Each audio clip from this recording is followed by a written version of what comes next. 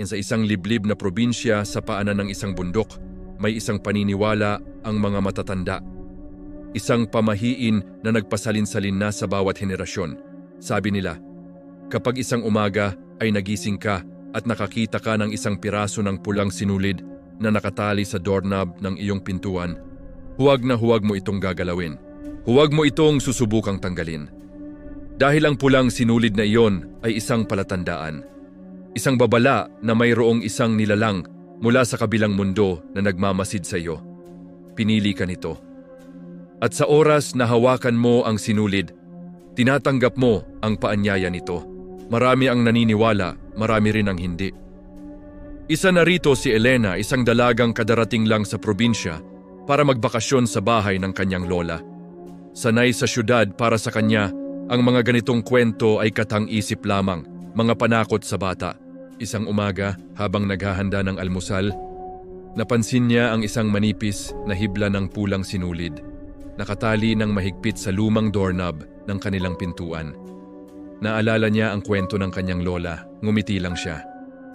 "Lola naman, pinakaban niyo pa ako," sabi niya sa sarili. Iniisip na biro lang ito. Walang pag-aalinlangan, lumapit siya para tanggalin ito. Sayang din tong sinulid, bulong niya. Pero sa unang paghila niya, naramdaman niyang may pumipigil. Kumunot ang noo niya. Sinubukan niyang hilahin ulit, mas malakas ngayon. Pero parang may puwersang humihila pabalik mula sa kabilang panig ng pinto. Dahil sa kuryosidad, sinunod niya ang sinulid gamit ang kanyang mga mata. Mula sa doorknob, dumiretso ito sa ilalim ng siwang ng pinto. Napalunok si Elena. Ang kaninang ngiti ay napalitan ng kaba. Dahan-dahan siyang yumuko. Hinawakan niyang muli ang sinulid at dahan-dahan itong hinila papalapit sa kanya. Habang unti-unting lumalabas ang sinulid mula sa ilalim ng pinto, nagsimula siyang makarinig ng isang tunog. Isang mahinang kaluskos mula sa labas. Parang may kinakaladkad sa sahig na semento, patuloy siya sa paghila, pulgada, bawat pulgada. Palapit ng palapit ang dulo ng sinulid. Nang malapit na niyang makuha ang dulo, biglang tumigil ang paghila niya. Nanlaki ang kanyang mga mata sa nakita. Sa dulo ng pulang sinulid, hindi buhol ang naroon, kundi isang karayom. Isang makalawang na karayom na nakatusok sa dulo ng isang daliri. Isang maputla, halos kulay abo na daliri.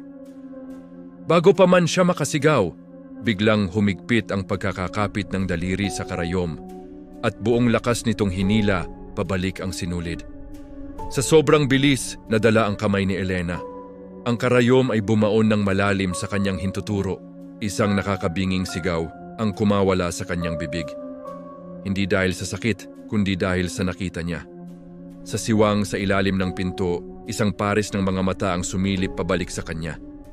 Mga matang walang buhay, walang emosyon, maliban sa gutom. Simula noon, hindi na muling nakita si Elena. Ang tanging naiwan sa bahay ay isang piraso ng pulang sinulid. Muling nakatali sa doorknob, nag-aabang ng susunod na hahawak dito. Kaya kung isang araw ay makakita ka nito sa iyong pintuan, alalahanin mo ang kwento ni Elena. Dahil baka sa susunod, ikaw na ang hinihila sa kabilang panig. Salamat sa panonood. Kung nagustuhan niyo ang kwentong ito, huwag kalimutang mag-like at mag-subscribe para sa mas marami pang katatakutan. Mag-ingat kayo palagi.